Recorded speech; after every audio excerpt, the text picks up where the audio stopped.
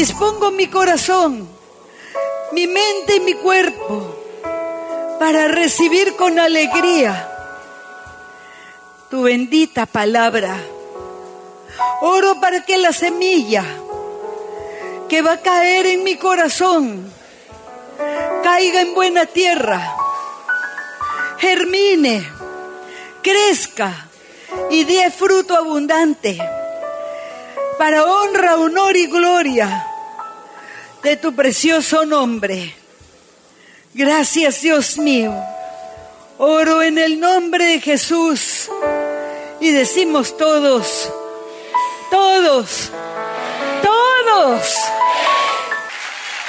Y hoy día vamos a hablar de bendiciones generacionales. Dígame si eso no es futuro. Eso es futuro. Eso es futuro. Dile a tu vecino, eso es futuro. A mí me interesa. ¿Por qué? Porque cuando hablamos de bendiciones generacionales, y mucho se ha enseñado, hasta el cansancio de las maldiciones generacionales. Aquí creo que una vez o dos cuando mucho, porque sí, claro. Pero ¿qué nos interesa a nosotros, el pasado o el futuro? El futuro. El pasado cancelado está con todo. Gálatas 3:13, ¿qué dice? Fue clavada el acta de los decretos que había contra nosotros. ¿O no fue clavada en la cruz del Calvario? ¿Fue o no fue? Acá esta es mañana de decisiones, mis hermanos. Acá tenemos que decidirnos. Veamos el pueblo de Dios. Los judíos son un pueblo en el que las generaciones son muy importantes. La palabra generaciones en la Biblia aparece infinidad de veces. Y quizás leyendo cómo vamos con el plan diario. Plan diario, ¿cuántos están al día? Levanten la mano, un aplauso para ellos, pero sí, fuerte. Es de la palabra de Dios. Leemos la Biblia una vez al año entera y la leemos todos. Si no estás al día, pues tómate un par de horas y vas a ver cómo avanzas. Un par de horas hoy en la tarde, un par de horas mañana feriado en la mañana y otro par de horas en la tarde y vas a ver que ya estás al día. Muy bien, entonces, en la Biblia aparece la palabra generación o generaciones infinidad de veces. Y los judíos, hasta el día de hoy, los judíos ortodoxos, es decir, los judíos que leen la Torá, los primeros 5 libros de la Biblia, que se les enseñan a sus hijos, que creen en Dios y andan en las leyes de Dios, para ellos, hasta el día de hoy, miren cuántos siglos desde que Moisés escribió los primeros libros, son importantes las generaciones. Un judío ortodoxo sabe a qué tribu de Israel pertenecen. Si son de la tribu de Judá, si son de la tribu de Leví, porque los levitas eran muy importantes. Si son de la tribu de Benjamín, si son descendientes de Aarón, ellos lo saben. Hay un legado generacional en los judíos. Nosotros no siendo judíos, cuando mucho nos acordamos de los abuelitos. Y esto es cuando me doy cuenta que he olvidado el segundo apellido de uno de mis abuelitos, trato de volver, regresar. Sí, mi abuelito se apellidaba así, mi abuelita la otra, el otro abuelito, la otra abuelita, ¿de dónde vengo? ¿Quién soy? ¿Qué legado me dejaron? Porque siempre hay algo que rescatar, aunque nunca conocieron la Biblia. Debido a ello es que en los evangelios de Mateo y de Lucas incluyen en estos evangelios la genealogía de Jesús. Es muy importante la genealogía en este caso. ¿Por qué? Porque ambas genealogías tomadas y empezadas, una por el comienzo y el otro por Jesús, demuestran que Jesús era de linaje real. Demuestran que era el heredero al trono, humanamente hablando. ¿Me están siguiendo? Yo no sé cuántos de ustedes conocen sus genealogías. Muy poca gente lo conoce. ¿Por qué? Porque no se le da importancia. Gracias al Señor, yo tuve una tía, la hermana mayor de mi papá, que era muy dada a eso, a los antepasados. Y la familia Extremadoiro es muy grande. Y empezó con 2 españoles que vinieron de España. Uno se asentó en la zona de Huaraz y el otro de Arequipa. Cuando los extremadoiros nos encontramos, y somos muchísimos, hasta hay una institución que se llama Clan Extremadoiro, muchísimos. Entonces, lo primero que nos preguntamos es, ¿de qué extremadoiros eres tú? ¿De los de Huaraz o los de Arequipa? Ya sabemos más o menos. Yo soy de la línea de Huaraz, pero toditos somos familia.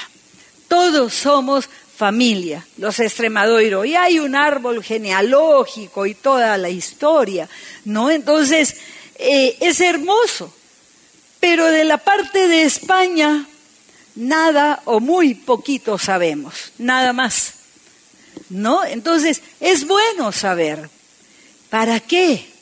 Para contarles a nuestros hijos, a nuestros nietos, quiénes somos. ¿Y quiénes son ellos? ¿De dónde vienen?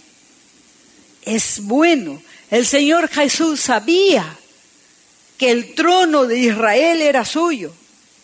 Por eso es que temblaban los romanos cuando los recibieron en la entrada triunfal a Jerusalén. Temblaba Herodes, quería deshacerse de él porque era el heredero. En todo caso, él nunca vino para un reino terrenal. Pero aún así, en la cruz, el rey de los judíos, ¿puso así o no Pilato? Y los fariseos le fueron a decir, los sacerdotes, cámbialo, pon el que dijo rey de los judíos. No. Y Pilato dijo, lo que escrito, escrito está. Sin saber que estaba escribiendo la verdad. Vayamos al Nuevo Testamento en Hebreos y vamos a hablar de un hombre.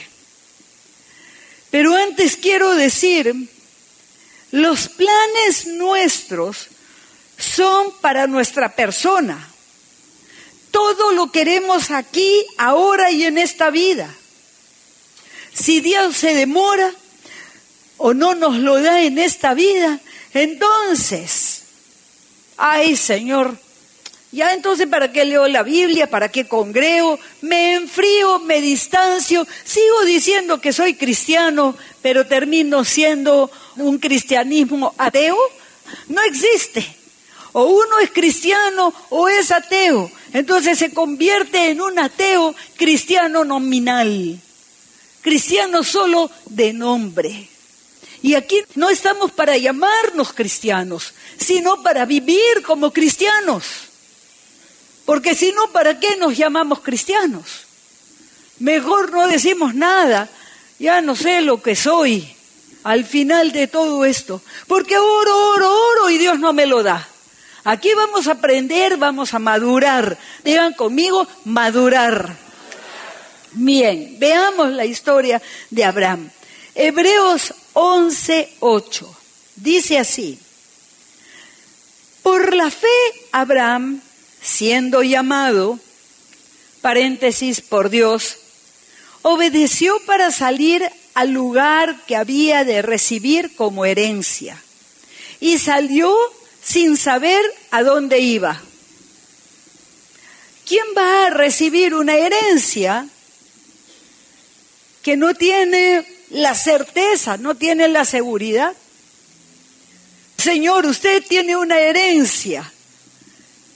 Pero antes necesito que usted deposite $500 para hacer las gestiones. Deposite usted en esta cuenta $500 para que usted reciba la herencia que está en tal banco. ¿Depositarías los $500? Los otros lo están pensando. Serían estafados, ¿no es cierto? Sería una estafa. Yo no deposito nada en ninguna cuenta, así me ofrezcan millones. Llegan a los correos todo el tiempo. Pero era algo similar lo que le estaba pasando a Abraham. Iba a una herencia que Dios le había hablado, pero él no la había visto ni tenía seguridad. Dios no le había mostrado una foto, tampoco le había mostrado en el GPS dónde quedaba la tierra de su herencia. No tenía, ¿qué seguridad tenía Abraham? Lo que tenía era fe. Hebreos 11:39. Y todos estos, aunque alcanzaron buen testimonio mediante la fe, ¿qué dice? Dios mío, entonces Dios le mintió a Abraham. ¿Le mintió o no le mintió? ¿Quiénes dicen que sí? Le mintió.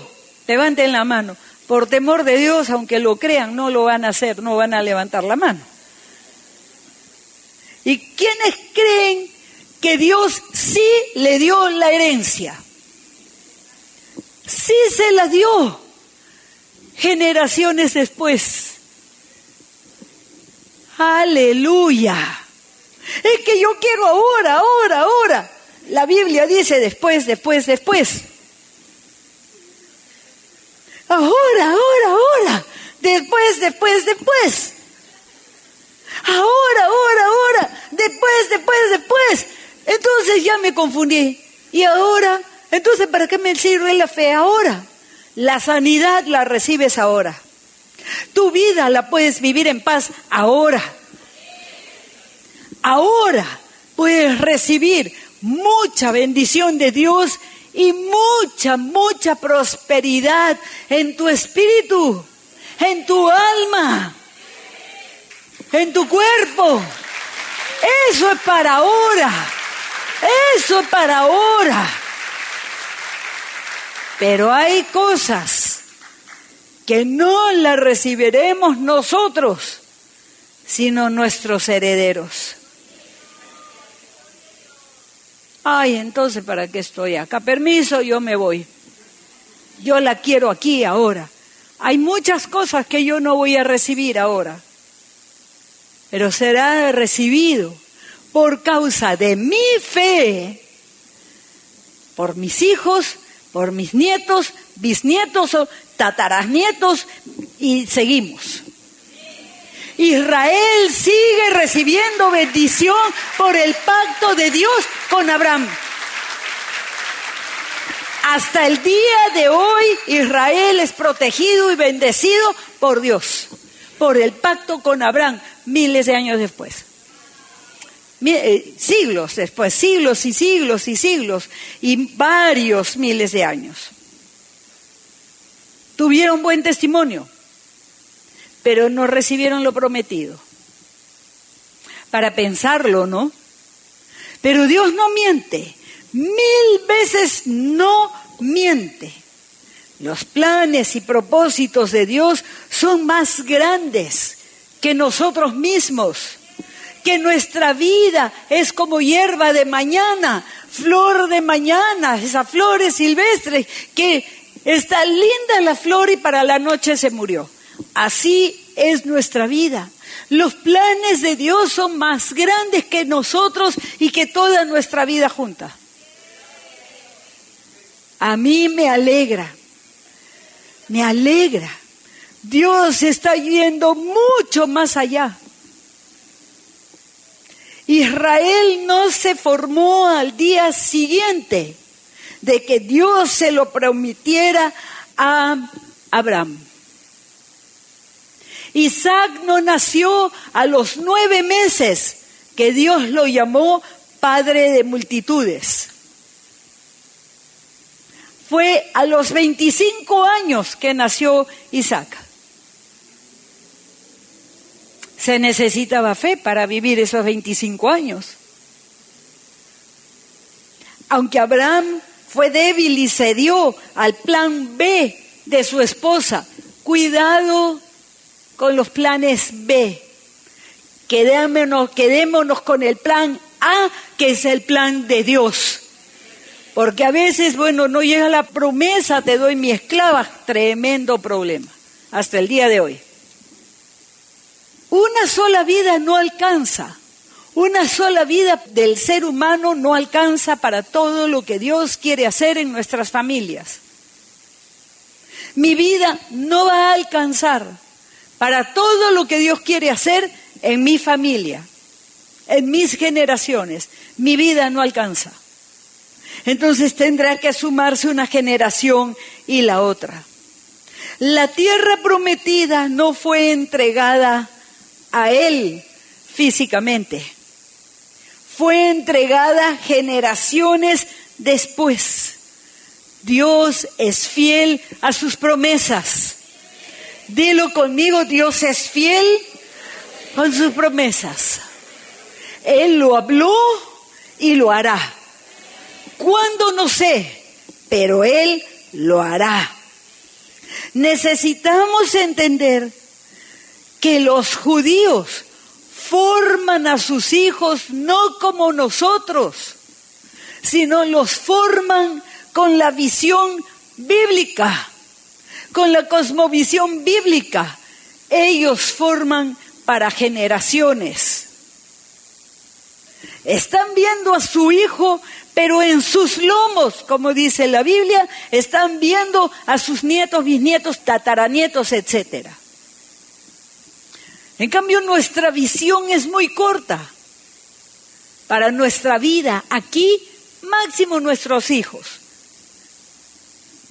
Es necesario que como iglesia maduremos, porque hay planes y propósitos divinos para esta nación, pero que la vida de un ser humano no alcanza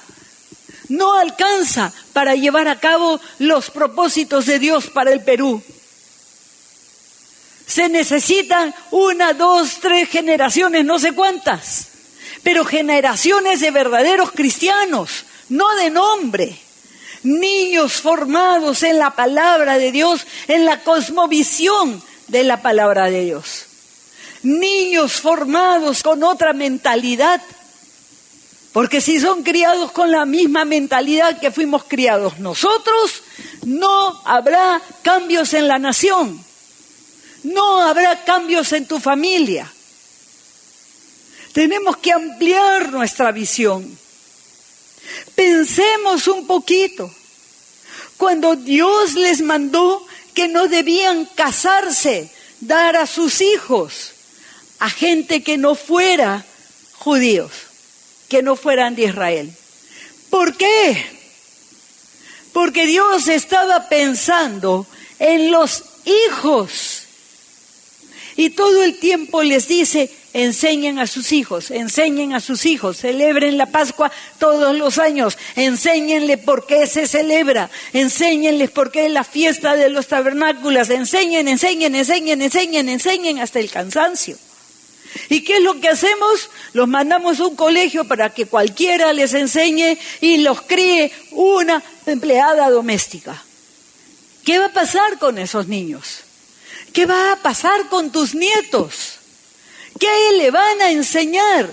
Lo que le enseñó sabe quién en el colegio, sabe Dios quién en el colegio, y lo que le enseñó sabe Dios qué le habrá enseñado la empleada. Eso es lo que ocurre en nuestra nación, ¿o no? Y ocurre también dentro de la iglesia. Entonces los judíos crían a sus hijos con propósitos familiares. Propósitos de generación en generación, con un rumbo delineado. En la Biblia habla del Dios de Abraham, Isaac y Jacob, 3 generaciones. Vean ustedes las generaciones. Dios de Abraham, Isaac y de Jacob. Y hasta la actualidad es llamado así Dios. Pero veamos la tercera generación de Abraham. Vamos a ver, en Génesis 25, encontramos la historia de Jacob. Sí, se casó con alguien de su familia, obediente al mandato de Dios, pero Jacob tenía, o quiero decir, Isaac fue fiel, se casó con una mujer de la familia y, en fin, tuvo 2 hijos, Esaú y Jacob. Esaú el mayor, heredero de las promesas de Dios, heredero del pacto de Dios con su abuelo. Pero un día, digan conmigo, un día tomó una decisión Esaú. Nos dice el versículo 29 y estamos en Génesis 25. Y guisó Jacob un potaje, un plato delicioso. Era el hijito de mami y de papi también. Y volviendo Esaú, su hermano mayor del campo, cansado. ¿Por qué estaba cansado? Porque Esaú era cazador. Había ido a cazar. Dijo a Jacob: te ruego que me des de comer de ese guiso rojo, pues estoy muy cansado. Por tanto fue llamado su nombre Edom. Los edomitas, enemigos de Israel, generaciones más tarde, no entraron nunca en la tierra prometida. Escuchen, por la decisión de este día. Y Jacob respondió: véndeme en este día tu primogenitura. ¿Qué había en Jacob que sin planear nada se presentó esa situación? Véndeme tu primogenitura. Él amaba mucho a su padre y sabía que la primogenitura incluía el pacto de Dios con Abraham y la herencia también. Un hombre que amaba las cosas de Dios, que valoraba. ¿Cuántas veces los abuelos podemos tener algo que valoramos mucho y los hijos? Recuerdo a alguien en mi familia. La abuelita le regaló a su nieta favorita sus joyas. ¿Qué hizo la nieta favorita? Las vendió para comprarse una cartera de $800. Vendió parte de las joyas. ¿Tenía algún valor eso para ella? No. A veces sucede así, con las cosas de los abuelos. Así era Esaú. Y ese día pesó más su hambre y el deseo de comer en la balanza que el pacto con Dios y la herencia. Miren lo que respondió: he aquí, yo me voy a morir. ¿Para qué pues me servirá la primogenitura? Dios mío, Dios mío. Este hombre parece peruano del 2017. Peruano del 2017, eso es lo que parece Esaú. ¿Para qué quiero yo? No me interesa. Total, yo me voy a morir. Estaba pensando en su vida nada más. ¿Para qué me va a servir a mí? Jamás pensó en sus generaciones futuras. ¿Por qué no valoraba las cosas de Dios? Quizás para él la historia de Abraham era la historia de un loquito. A veces no nos ven así los que no son cristianos. Ay, ya la abuelita, pues el abuelito está reblandecido, que Jesús, que la Biblia. Ay, por favor, no venga con tonterías. Estamos en el siglo XXI. ¿No sucede así? Orando, ay, aleluya, gloria a Dios. Eso pasó de moda. ¿No parece peruano? Yo me voy a morir, ¿para qué pues me servirá la primogenitura? Y Jacob dijo, júramelo en este día. Y él lo juró y vendió a Jacob su primogenitura.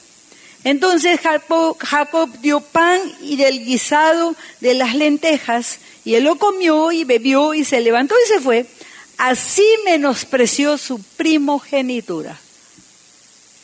Ofendió a Dios gravemente. Así como un día nosotros podemos tener de esos días que tomamos decisiones. Jacob sí valoraba lo que tenía su hermano como derecho y la transacción quedó hecha. ¿Dios lo vio o no lo vio? Por supuesto, Dios lo vio. Fue una venta legítima que más adelante Dios la legitimó. Aunque Jacob se valió de una mentira en complicidad con su madre, pero la venta, el contrato era legítimo y Dios lo legitimó. La herencia y el pacto ya no fue para Esaú, sino para Jacob. Para Jacob. Esaú ya aparece por otro lado, nunca fue parte de Israel. Ni él, ni sus hijos, ni sus nietos, ni sus tataranietos, hasta el día de hoy se perdieron. No fue Israel jamás. Miren las consecuencias de una sola decisión. Ese día, él marcó las generaciones suyas, quedó decidido. No solamente perdió la herencia de bienes materiales, el territorio que tiene Israel hasta ahora, sino que perdió el pacto con Dios y ser incluido en Israel. El Dios de su abuelo y de su padre no sería más su Dios, ni tampoco de sus generaciones hasta el día de hoy. Terribles consecuencias, funestas consecuencias, no solo para él, sino para la cantidad de gente a través de las generaciones que vienen de Esaú. Cuando vamos a tomar una decisión, no la tomemos por nosotros y para nosotros. Pensemos en nuestros hijos, pensemos en nuestros nietos, en nuestras generaciones futuras. Hay decisiones que pueden ser funestas para ellos. Hebreos 12, 15 al 16, y esto es Nuevo Testamento, ojo. Hebreos 12, 15 al 16, vamos a leerlo. Mirad muy bien, y yo te digo ahora, mira muy bien. No sea que alguno deje de alcanzar la gracia de Dios, que brotando alguna raíz de amargura os estorbe, y por ella, ¿qué dice? Muchos sean contaminados en el presente y en las futuras generaciones. Hay familias que están peleadas por generaciones y generaciones. A veces ya ni se acuerdan por qué fue, pero siguen peleados. ¿Conocen familias así? Pero por supuesto que las hay. Y por ella muchos sean contaminados. No sea que alguno fornicario o profano, Esaú fue profano como Esaú, que por una sola comida vendió su primogenitura. porque ya sabéis que aún después, deseando heredar la bendición, fue desechado y no hubo oportunidad para arrepentimiento, aunque la procuró con lágrimas. Hay decisiones de las que ya no se puede volver atrás. Hay momentos en que un cristiano endureció tanto su corazón que ya no se puede arrepentir. Y más lo pueden leer en Hebreos 6. Él quería regresar, o sea, deshacer lo que había hecho. No, ya me arrepentí. Una vez que hemos hecho cosas, ya no lo podemos decir, ir para atrás. Hay cosas que sí, pero otras no.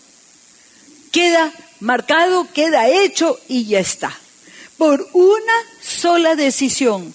Dice, no hubo oportunidad para el arrepentimiento. Di conmigo, líbrame, Dios mío. Líbrame, Dios mío. Porque hay momentos que ya no hay oportunidad para arrepentimiento. Ya no se puede volver atrás. He visto personas así, por los cuales oro, pero hay algo que no los deja volver. ¿Se acuerdan? ¿Cuántos de ustedes vieron la obra de teatro que hicimos acá del progreso del peregrino? ¿Cuántos se acuerdan? Los demás, a ver, levanten la mano los que se la perdieron. Levanten la mano para saber si la reestrenamos. Más de la mitad. Recuerdo que en una escena había acá un hombre que estaba tras unas rejas y estaba encadenado y le decía al peregrino que viene a ser el cristiano: no lo hagas, porque mira, yo ya no puedo salir de acá, ya no me puedo arrepentir, ya no puedo, ya he conocido gente así. Viven todos los días en una dureza terrible.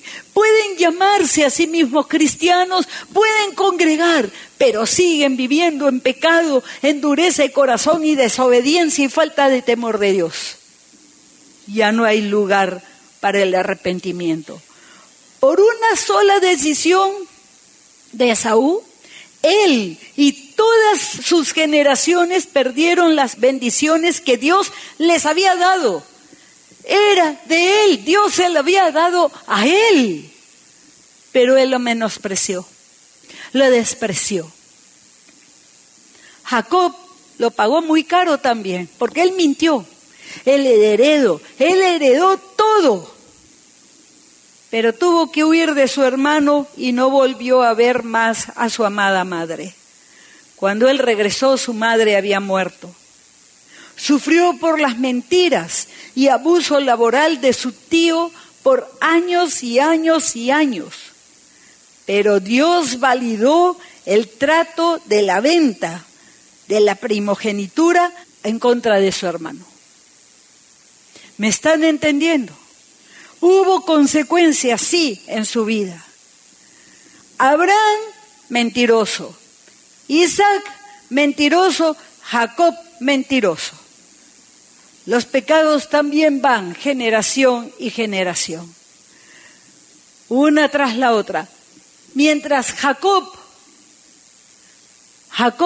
luego regresó, pero también hubo mucho sufrimiento cuando los hermanos, medios hermanos de José, su hijo favorito, lo vendieron a una caravana que llevaba esclavos a Egipto y le hicieron creer que su hijo favorito había muerto.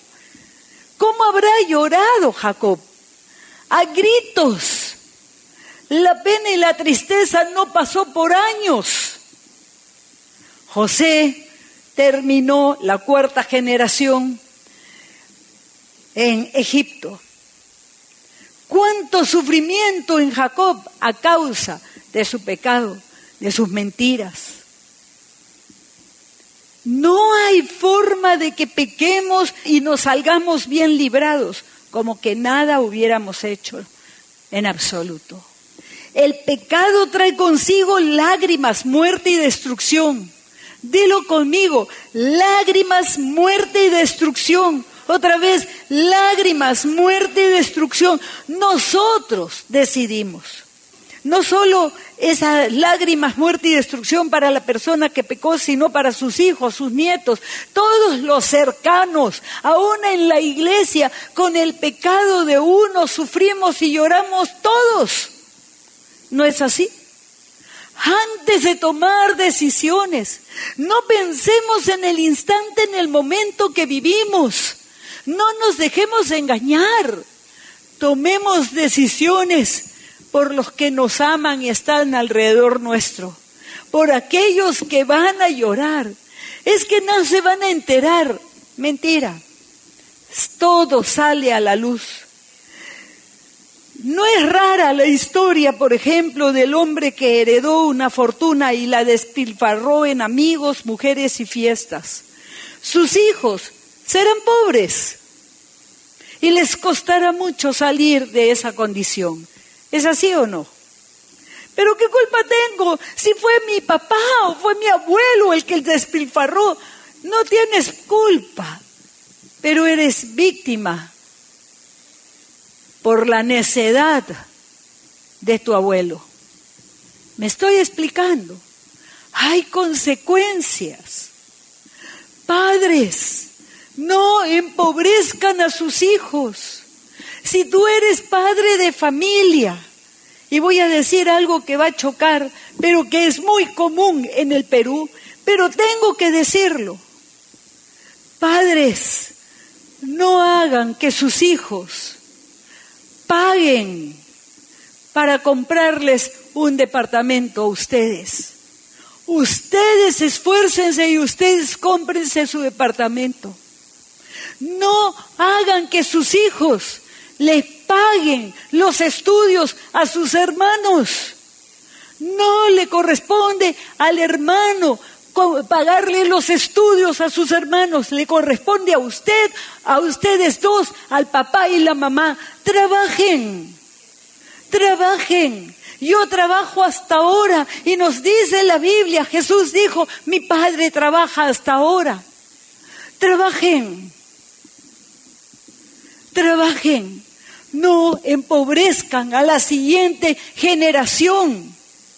Y los jóvenes sepan decir no ahora y capitalícense ahora para que cuando sus padres tengan 80, 85, 90, ustedes tengan dinero para comprarles sus medicinas. Porque si ustedes se empobrecen en los 25, en los 30, 35, van a empobrecerse y no les van a poder dar a sus padres cuando verdaderamente necesiten. Sí, eso es sabiduría. Eso es sabiduría. Dice la palabra de Dios, no tengo la cita acá, está en Proverbios, que la herencia, la casa viene de los padres. Dios mío, eso dice Dios. Eso dice Dios, búscalo en herencia en tu concordancia y lo vas a encontrar. Ve de dejarles herencia a tus hijos, no se las des antes de morirte. Que esperen que te mueras, después se las das. ¿Qué tal si vives hasta los 100 años? ¿En serio? Después vas a empobrecer a tus hijos. A bien ahorra para tu vejez. ¿Qué? ¿Ustedes no van a ser viejos nunca?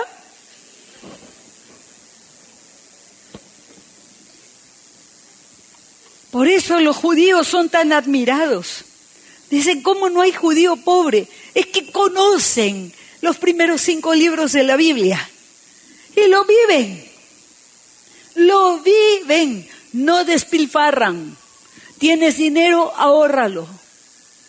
Cómprate un departamento antes de casarte. Antes de siquiera encontrar a la chica, cómprate un departamento, lo alquilas, se paga solo. Hay que tomar la sabiduría.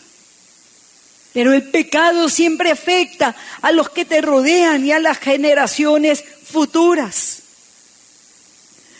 No es rara también la historia del hombre que abandona a su esposa e hijos por adulterio Y a pesar de que ellos son víctimas, pasarán muchas vicisitudes, incluyendo muchas veces pobreza. ¿Es así o no? Se ve todos los días. Es la vida acá en el Perú y a nadie le llama la atención. No solamente sufre entonces el que pecó, sino todos los que le rodean. Es el caso del rey David. Las consecuencias de su pecado afectó. Él cometió pecado espantoso. Vio a una mujer casada, pecó con ella, él mismo adulteró porque él mismo tenía también en ese tiempo sus mujeres. Mandó a matar a este oficial que lo había servido fielmente toda su vida, lo mandó a que lo maten para quedarse con la mujer. ¿Fue así o no? Ese es el rey David. Un día estaba en la terraza del palacio y ve a la mujer bañándose desnuda en el río. A ver, díganme ustedes, ¿qué hacía el rey ahí? ¿No tenía que estar en la guerra? ¿Y qué hacía la mujer ahí sabiendo que el rey estaba ahí arriba nomás? ¿Qué pues? Los dos. Luego, ¿qué pasó? Abrió las puertas de la inmoralidad sexual para su familia. Un medio hermano viola a la media hermana. El otro medio hermano asesina al medio hermano. Un desastre. Su pecado afectó a todo Israel con guerra civil. Uno de sus hijos quiso y le usurpó por un tiempito el trono. ¿Cuánta gente murió por un día? Una decisión de un día. Dios mío, es que esto tenemos que entenderlo y tenemos que vivirlo. El rey abrió las puertas para la maldad, para el asesinato dentro de su propia familia y de su propio reino. Marcos 4:22 dice, porque no hay nada oculto que no haya de ser manifestado, ni escondido que no haya de salir a la luz. ¿Acaso, por favor, la madre soltera luego no puede ocultar el embarazo? No hay nada oculto, se va a evidenciar, y si es que aborta, se va a evidenciar igual. Ese niño crece sin saber lo que es una verdadera familia. Se le robó a la criatura el derecho de vivir con papá y mamá. Nunca tuvo esa experiencia. Se le privó desde antes de nacer. No es su culpa, pero lo sufre. No es su culpa, pero lo vive. No es su culpa, pero lo marca. No debió ser así. Solamente la sangre del Señor Jesús lo puede rescatar, sanar y salvar. Solamente la sangre de Jesucristo. Pero estas son cosas que los padres tienen que enseñar a sus hijos. A enseñar hacia futuro, a pensar en futuro. Los jóvenes, yo de adolescente no pensaba en generaciones, en hijos. Yo no pensaba en eso, yo pensaba vivir mi vida. ¿No fueron así ustedes? ¿O ustedes eran más maduros que yo? No, ¿quién piensa en eso a los 14, 16 años? Pero también las bendiciones vienen, son bendecidas. Abraham, el padre de la fe, le creyó a Dios, dispuesto a darlo todo, hasta lo más amado, a Dios. Él conoció a Dios. Dispuesto, fue el primero en diezmar sin que hubiera ley, porque entendió en su corazón revelación de que Dios es digno de ser honrado con las batallas que peleamos y las ganamos. Y Abraham dijo, el diezmo de todo el botín te lo doy, Dios mío. Y se lo entregó a Melquisedec, sumo sacerdote, que era realmente Jesucristo. Dios mío, ¿cómo supo este hombre eso? Tanto tiempo pasaba con Dios, que le fue revelado. Y lo mismo le enseñó a su hijo Isaac. Lo mismo le enseñó a Jacob. Y los judíos hasta el día de hoy, a mí me asombra la manera como le van para causas de Dios, porque ahora no hay templo. Cuando hemos estado en Israel, donación de la familia tal, donación de la familia tal, donación de la familia. No dice el nombre de una persona, dice familia tal, pensando en las generaciones. Y ahí está, en plaquitas por donde uno va. Hermoso. ¡Qué manera de dar!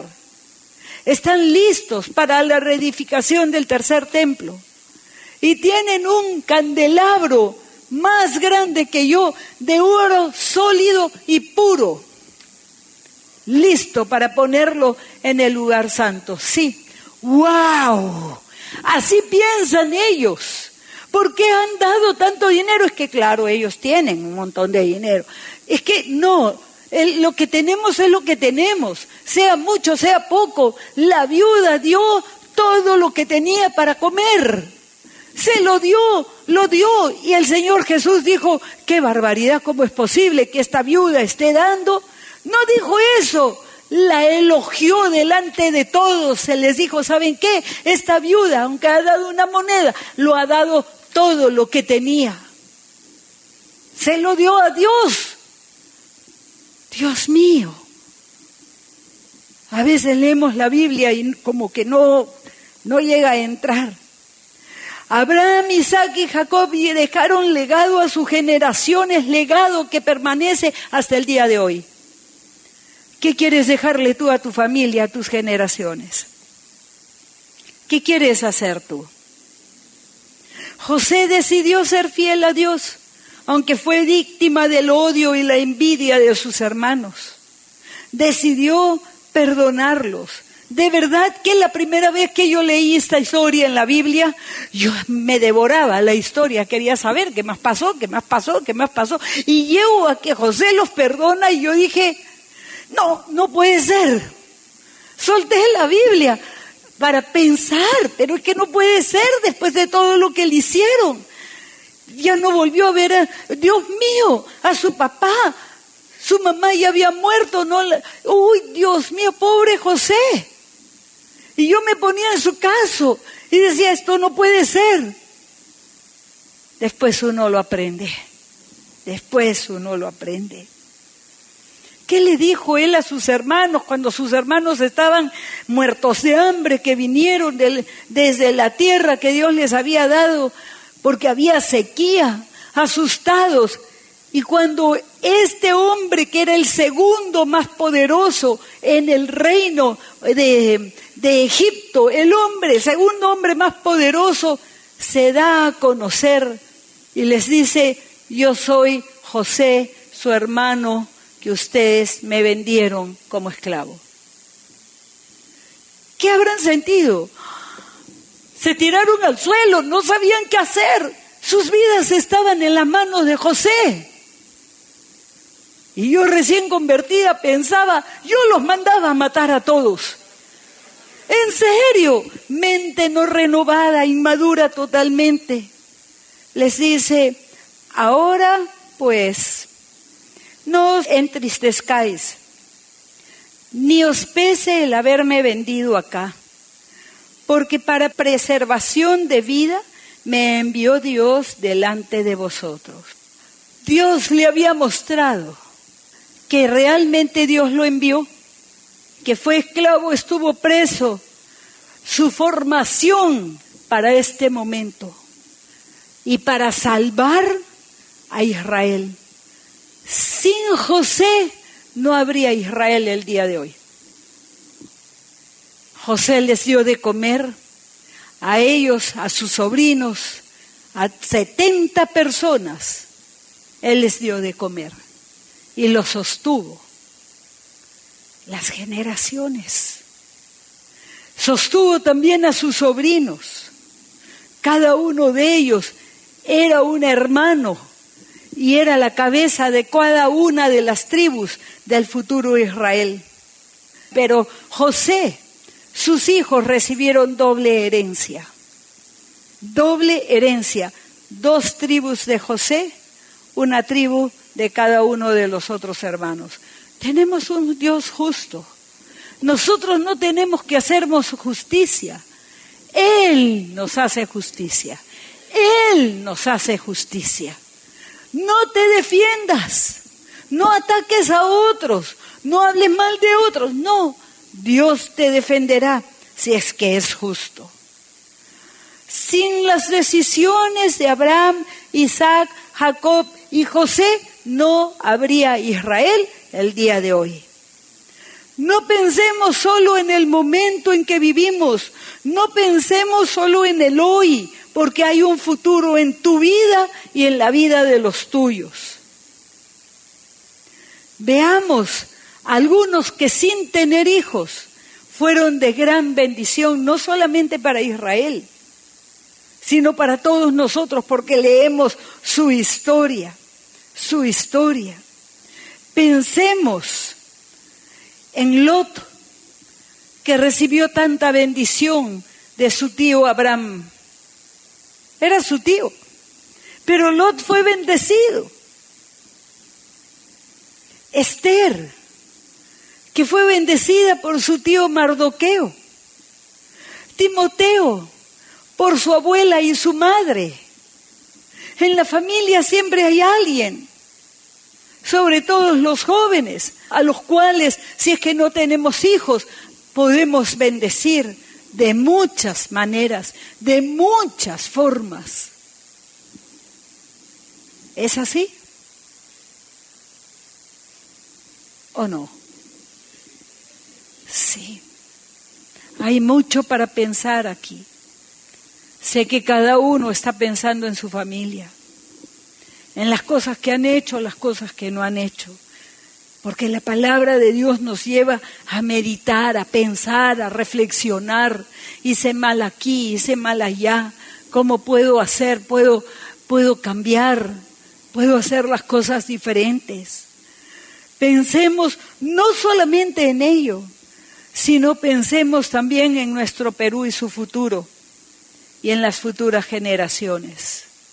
Dios sí puede cambiar el Perú, pero si es que nosotros queremos, si es que nosotros queremos hacerlo. Si están criando hijos, háganlo, pero háganlo con la palabra de Dios en la mano. Enséñenles. Yo felicito a los que están haciendo escuela en casa. Los felicito. ¿Por qué? Porque tienen a sus hijos con ustedes y ustedes están influyendo en ellos, no una tercera persona a la cual ni siquiera conocen. Los felicito. El Perú necesita muchas familias así, formando a sus hijos de una manera que sea recta y que sea bíblica, con una cosmovisión bíblica. Urge que lo hagamos. Urge que lo hagamos. Los niños en los colegios en este momento están siendo pervertidos. Y lamento cuántos padres siguen enviando a sus hijos a colegios de esa naturaleza. ¿Cuánto conoces a sus maestros? Del colegio nada más, conoces su vida privada, conoces cómo se conducen, conoces cuáles son los principios por los cuales se rigen. No, nada de eso se sabe. Pero claro, es más cómodo que alguien más los espere cuando llega del colegio, que alguien más los críe, que alguien más. Eso es más fácil. Optemos por la forma bíblica. Si es que hay fe, haremos y tomaremos decisiones de acuerdo a la palabra de Dios. Si Dios pudo empezar una nación de un solo hombre, Dios puede empezar a cambiar nuestra nación en forma radical, con uno aquí, otro allá, otro allá, otro allá, otro allá. Quizás nosotros no lo recibamos, quizás nosotros no lo veamos, pero las futuras generaciones digan: Es que yo tuve un bisabuelo, una bisabuela que se llamaba fulana y que ella enseñó a mi abuelo y mi abuelo enseñó a mi padre y mi padre me enseñó a mí y yo estoy enseñando a mis hijos. Por eso mi familia es diferente. ¿Cuántos quieren esto? Este es un día que tendrán que tomar decisiones. ¿Cuántos esposos están juntos aquí?